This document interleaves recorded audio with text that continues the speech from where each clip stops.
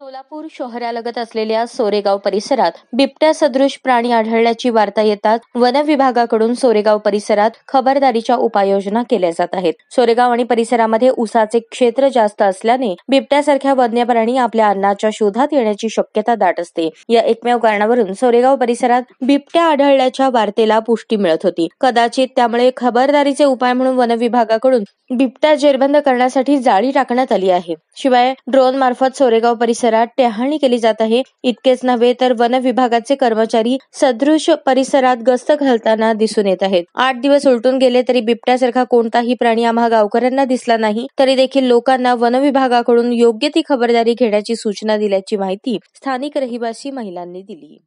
हो का, कसं झालंय, आमचं कुत्रा आहे 6 वाजता आणि परत झालं कशाने फाडलंय हे काय आम्हाला पण माहित नाही. बरं, आपण कसं बोलता येत नाही, दुसऱ्याचं नाव पण घेता येत नाही.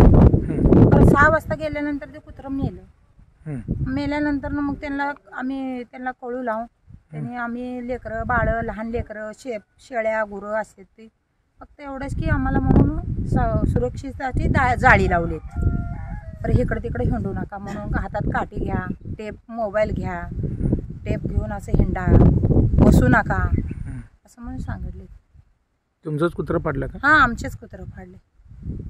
गावात अफवा पसरले का बिबट्याला? हा, बिबट्या आला म्हणून तिथं पण त्यांनी कालवा करायला लागले. इथं आलं तिथं आलं, लोक कामाला जाणारे पण घाबरायला लागले. कोण बघितलं का? बघितलंच नाही. आता बघितलं तर आपण कसं बघितलं तर पण आपल्याला काय दिसायला पाहिजे की अंधारात दिसणं.